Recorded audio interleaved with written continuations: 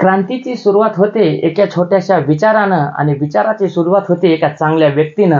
Carl मार्क्सनं सांगितलं होतं, जर देशामध्ये बदल घडवायचा असेल तर जात धर्म याच्या पलीकडे जाऊन देशाचा आणि त्याच्या भविष्याचा विचार केला पाहिजे.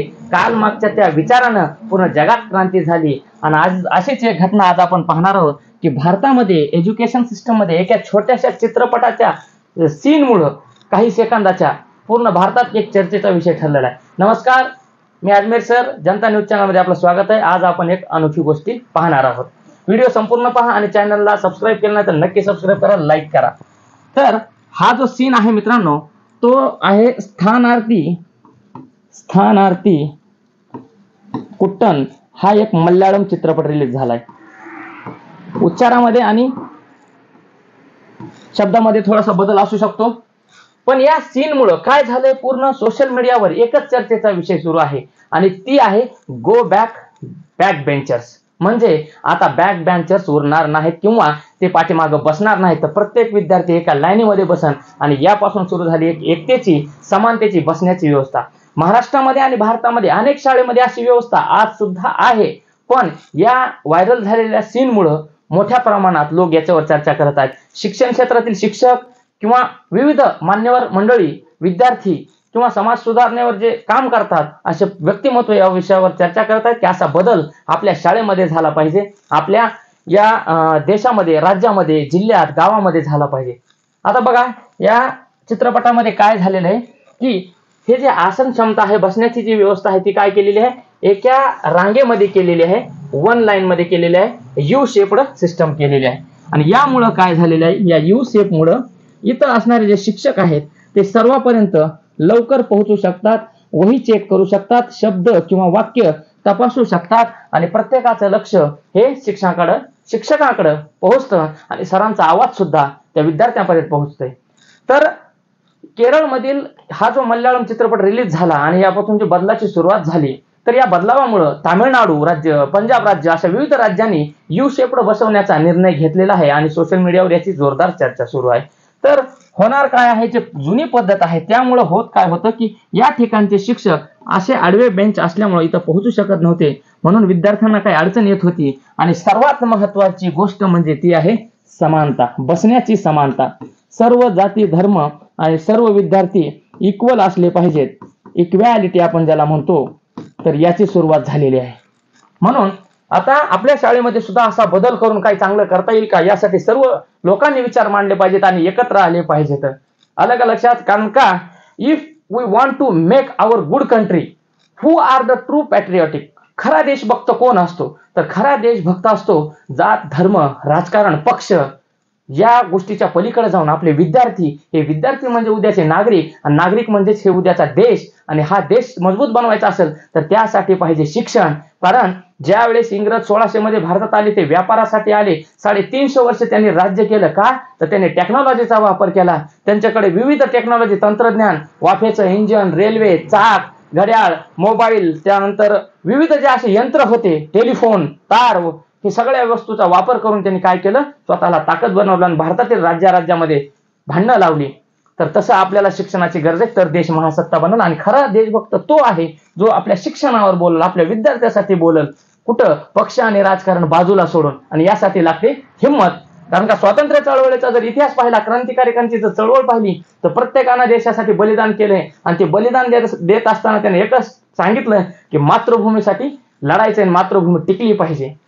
म्हणून भगतसिंग सारखे लोक 21व्या वर्षी बलिदान देतात. का, तर क्रांती आणायची होती, समानता आणायची होती म्हणून. तर आपण काही गोष्टी पाहूया.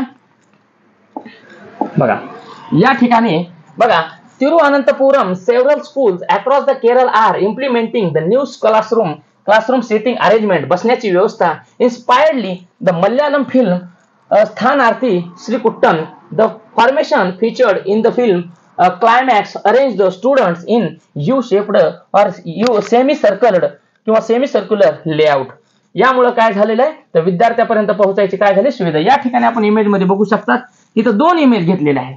आता या इमेज मध्ये काय आहे, ही ऍक्च्युअल फोटो आहे की असे विद्यार्थी बसल्यामुळे काय झालेले, एक तर सर्व समान, इथपर्यंत पोहोचण्याचा आवाज क्लिअर आणि शिक्षक आतमध्ये उभारल्यामुळे काय झालेलं आहे, तर या ठिकाणाहून त्यांचा आवाज आणि समजण्याची विद्यार्थ्यांची कॅपॅसिटी, बोलण्याचा संवाद हा क्लिअर झालेला आहे. ठीक आहे. त्यानंतर पुढे बघूया.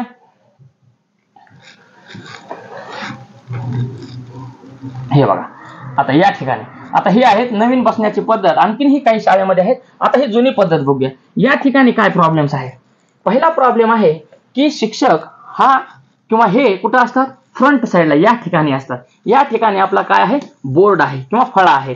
तर या ठिकाणचे काही विद्यार्थी काय होतात, या ठिकाणी बसतात भिताडाच्या कडेला. का तर सरनं मला पाहू नये, कारण का आपल्याला काही गोष्टी येत नाहीत, प्रश्न विचारू नये आणि एका कोपऱ्याला बसण्याचे अनेक विद्यार्थी आहेत. आणि काही ठिकाणी म्हटलं जातं की बॅक बेंचर्स हे खोडकर असतात किंवा ढ असतात साईडला बसणारे. पण तसं काही नाही, विद्यार्थ्यांमध्ये वेगवेगळ्या क्षमता असतात. म्हणून आता फायदा होणार काय आहे आपल्याला, की सर्व विद्यार्थ्यांपर्यंत, इथलच्या विद्यार्थ्यांपर्यंत शिक्षक सहसा पोहोचू शकत नाहीत, सारख्या वह्या चेक करू शकत नाहीत आणि या विद्यार्थ्यांचं दुर्लक्ष सुद्धा होऊ शकतं. त्यांच्या अभ्यासाच्या गुणवत्तेमध्ये परिणाम होऊ शकतो. त्यामुळं आता बघा, या ठिकाणी शिक्षक इकडच्या विद्यार्थ्याची इथलची नोटबुक बघायची आपल्याला, बघता येत नाही. या विद्यार्थ्याची बघू शकतो इथं रस्ता आहे, या विद्यार्थ्याची बघू शकतो इकडे रस्ता आहे, पण इकडच्या कोपऱ्यामधले आणि इकडच्या कोपऱ्यामध्ये आपण बघू शकत नाही आणि एकाच वेळी मागच्या विद्यार्थ्यापर्यंत पोहोचू शकत नाही. असे बरेच निगेटिव्ह काय आहेत, पॉइंट्स आहेत, लक्षात राहू द्या. म्हणून ही आताची जी पद्धत आहे ती खूप महत्वपूर्ण आहे. त्यानंतर नेक्स्ट इमेज मध्ये बघूया. आणखीन या ठिकाणी बघा, आपण झूम करून बघू शकतात. या ठिकाणी आहे सरांचा टेबल, या ठिकाणी आहेत सर. आता सर पासून बघितलं आपण तर या ठिकाणी एक मध्ये रस्ता आहे, पलीकडचे विद्यार्थी लिहित आहेत, सर्वांच्या वह्या पाहता येत नाहीत, नोटबुक बघता येत नाहीत, विद्यार्थ्यावर लक्ष ठेवता येत नाही, खूप गर्दी आहे आणि शेवटपर्यंत जाईपर्यंत विद्यार्थी काय होतो, दुर्लक्ष जरी असलं तरी वही काढून बघत बसतो. असे अनेक अनुभव विद्यार्थ्यांना प्लस आपल्याला आलेले आहेत. तर आपल्याला इम्प्रूव्हमेंट करायची, काय करायची, इम्प्रूव्हमेंट, सुधारणा, गुणवत्ता वाढवायची, क्वालिटी. याच्यामध्ये कुठलाही दुसरा हेतू नाही. कारण का, टीका करणारे बरेच जण आहेत, प्रत्येक गोष्टीमध्ये किंवा लूप होल्स किंवा ड्रॉबॅक शोधत असतात. त्याच्यामुळं आपल्याला विद्यार्थ्याची आपल्याला काळजी बघायची, यामध्ये आपल्याला कसे चांगले गुण वाढवता येतील, सुधारता येतील यासाठी प्रयत्न करायचा. ठीक आहे. त्यानंतर बघायचं, एक मॅडम आहेत. आता या ठिकाणी रस्ता आहे, या ठिकाणच्या जर विद्यार्थ्याकडे आपल्याला जायचं तिसऱ्या, एका डेस्कवर 3 विद्यार्थी आहेत, 1, 2 आणि 3.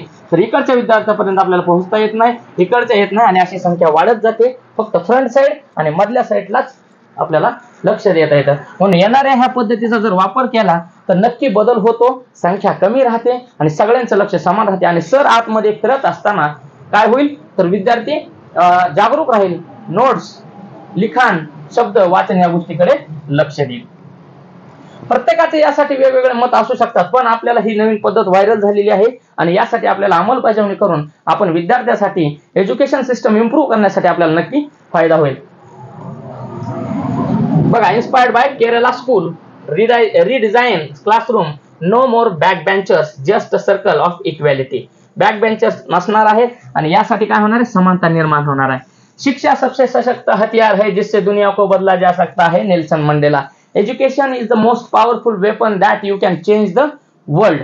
शिक्षण एकमेव असं शस्त्र आहे ज्यानं आपण जग बदलू शकतात आणि त्याचं हे उदाहरण आहे. शिक्षण घेणं महत्वाचं आहे, कारण शिक्षण घेतलं तर खरा देशभक्त तयार होतो. खरा देशभक्त म्हणजे त्या नागरिकांची काळजी घेणारा तयार होतो. पण जर आपण खऱ्या देशभक्ताची व्याख्या बाजूला सोडली तर त्या ठिकाणी मग डबल आपल्या पक्ष, जात, धर्म ह्याचं राजकारण येते. म्हणून शिक्षण हा आपल्या येणाऱ्या भविष्याच्या पिढीसाठी देणं आवश्यक आहे. त्याला सर्व गोष्टीचं एक ज्ञान मिळणं आवश्यक आहे, असं विविध ठिकाणी शास्त्रज्ञांनी त्यानंतर विचारवंतांनी म्हटलेलं आहे.